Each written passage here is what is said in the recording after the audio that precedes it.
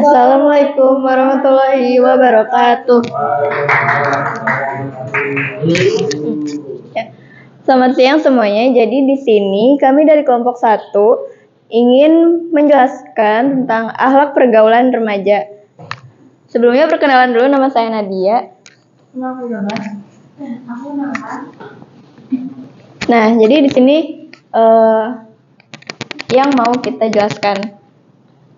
Pertama ada pengertian remaja, dampak positif akhlak terpuji, bentuk akhlak terpuji, membiasakan akhlak terpuji, pengertian akhlak tercela, dampak negatif akhlak tercela, bentuk akhlak tercela, dan menghindari akhlak tercela.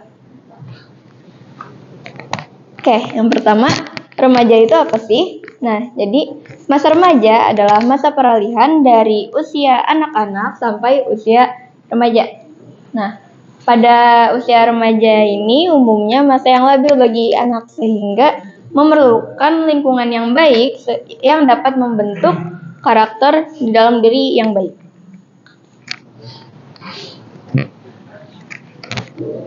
Kemudian bentuk akhlak terpuji yang pertama ada menjalin persaudaraan. Nah, di sini persaudaraan terbagi menjadi 3. Yang pertama ada ukhuwah Islamiyah, yaitu persaudaraan yang berlandaskan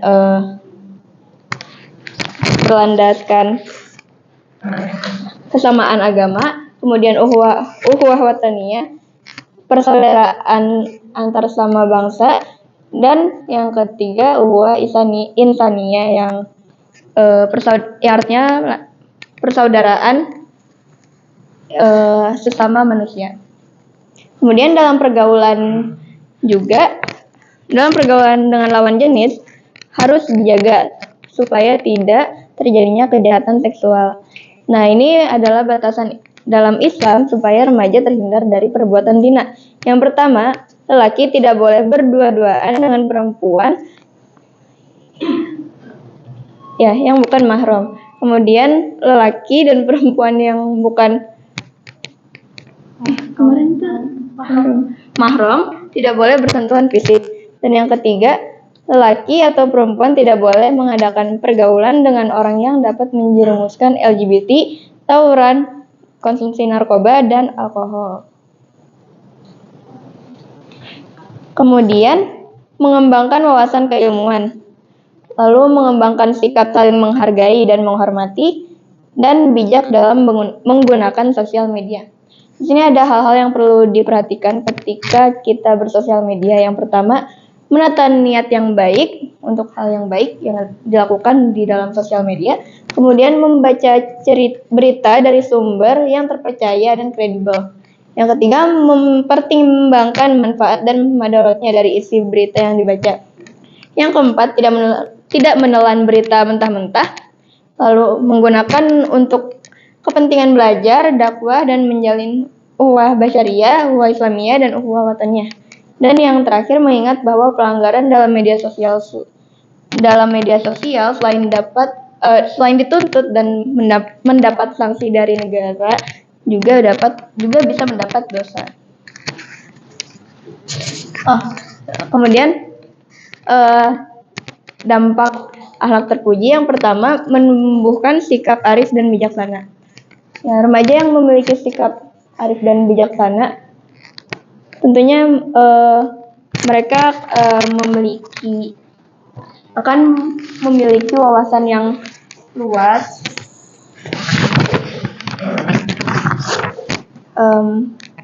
dan bisa dilihat dalam adab mereka dan kemampuan dan tindakan mereka yang dilakukan sesuai dengan norma-norma kehidupan sehari-hari. Kemudian yang kedua, menumbuhkan sikap mandiri. Remaja yang memiliki sikap mandiri tidak akan berketergantungan dengan orang lain. Kemudian menumbuhkan sikap tanggung jawab. Yang remaja yang memiliki sikap tanggung jawab ini akan memiliki sifat yang amanah.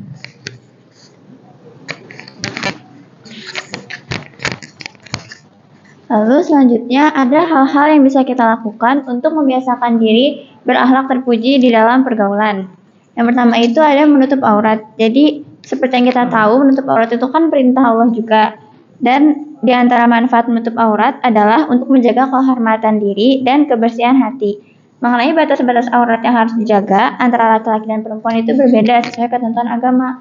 Kalau untuk laki-laki itu dari pusar sampai lutut, dan kalau untuk perempuan seluruh anggota tubuh kecuali wajah dan telapak tangan.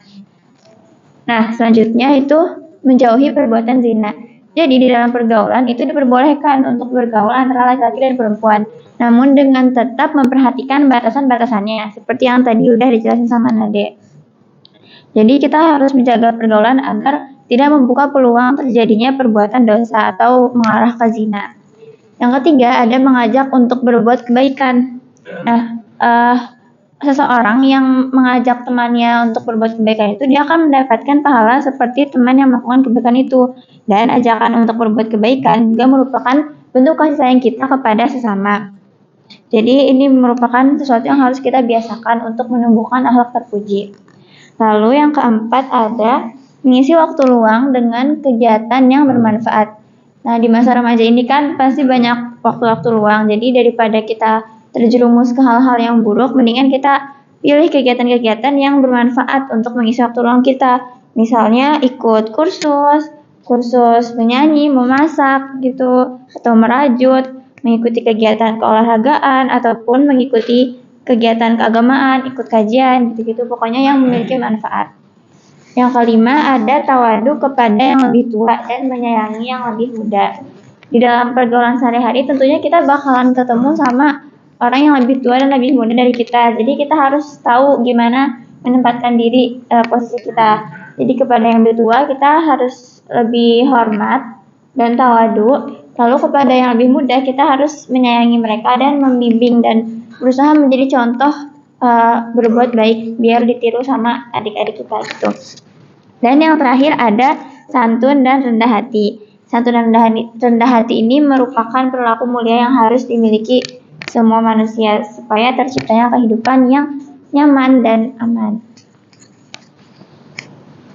Lalu kita masuk ke akhlak tercela. Nah, perilaku akhlak tercela ini biasa juga diidentikan dengan kenakalan remaja. Kenakalan remaja itu apa sih? Kenakalan remaja adalah gejala sakit secara sosial pada anak-anak dan remaja yang disebabkan oleh satu bentuk pengabaian sosial, sehingga mereka mengembangkan bentuk perilaku yang menyimpang. Jadi kenakalan remaja ini tuh cakupannya luas, mulai dari perilaku kecil yang tidak dapat diterima masyarakat sampai ke pelanggaran status sampai juga tindak kriminal.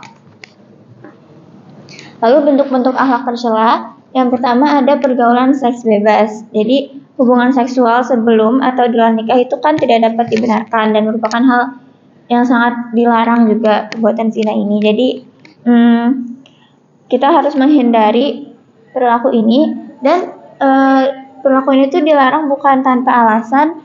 Ini juga karena seks bebas ini bisa menimbulkan banyak masalah atau penyakit. Bisa dari penyakit kelamin, perkelahian, kesulitan menentukan orang tua biologis dari anak-anak yang dilahirkan. Juga bisa berdampak ke masalah lain, misalnya adanya aborsi dan pembunuhan bayi-bayi yang lahir. Gitu. Nah, selanjutnya ada tawuran. Remaja kan sering banget tuh dengar berita tawuran antar sekolah. Biasanya malah tawuran ini tuh disebabkan oleh persoalan yang sederhana, kayak saling ejek, senggolan kendaraan, dan lain-lain. Atau bahkan ada juga siswa-siswi SMP SMA yang tawuran cuma ikut-ikutan biar kelihatan keren. Nah, ini tuh harus kita hindari karena tidak bermanfaat sama sekali. Lalu ada mengkonsumsi minuman keras, karena sudah jelas juga Allah melarang kita mengkonsumsi minuman keras dan tentunya membawa pengaruh buruk dari zat-zat yang terkandung dalamnya, bisa mengganggu kesehatan kita. Dan yang terakhir ada penyalahgunaan narkoba. Karena narkoba itu sebenarnya pada awalnya tuh narkotika digunakan untuk keperluan medis. Dan itu tuh ada takaran-takarannya. Namun makin kesini tuh banyak orang yang menyalahgunakan narkoba. Dan ini bisa menimbulkan manfaat kesehatan juga. Jadi harus kita hindari. Selanjutnya kita bakal bahas mengenai dampak akhlak tercela. Jadi di sini ada 3 dampak akhlak tercela. Yang pertama itu bertentangan dengan nilai ajaran agama. Jadi kan tadi Naura juga udah bahas kalau misalnya fenomena kekerasan sama tawuran antar pelajar tuh sering banget terjadi di masyarakat. Nah, kejadian-kejadian kayak gini tuh tentunya bisa menyebabkan kerugian dan juga korban jiwa. Maka dari itu, perilaku kayak gini tuh harus kita hindari. Terus, yang kedua itu hilangnya budaya malu. Jadi, malu tuh sebagian dari iman. Makanya hilangnya iman seseorang itu bisa diawali dari hilangnya rasa malu pada dirinya. Biasanya tuh orang yang punya malu itu dia bakal hati-hati tuh dalam berbuat segala sesuatu. Dia bakal ngejaga banget perbuatannya. Sedangkan orang yang udah kehilangan rasa malu, mereka tuh cenderung bangga sama perilaku tercela yang udah mereka lakukan. Bahkan ada juga yang merasa kayak perilaku mereka itu benar gitu.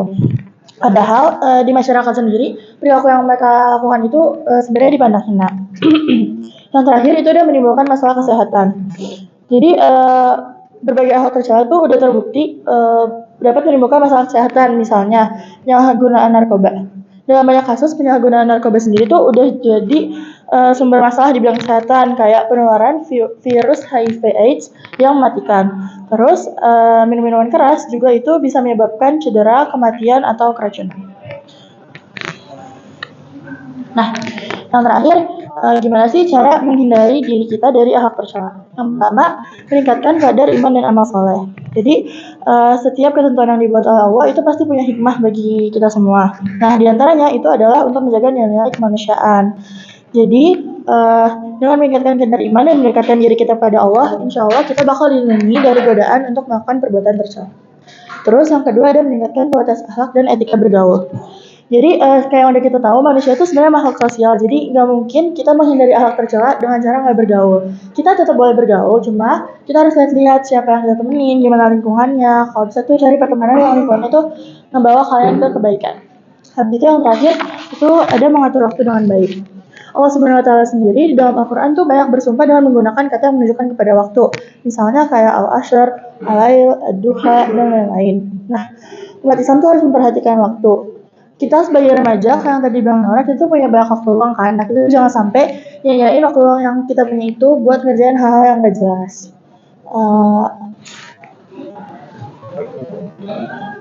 Oke, mungkin segitu aja dari kita. Kurang lebih mohon maaf. Wassalamualaikum warahmatullahi wabarakatuh.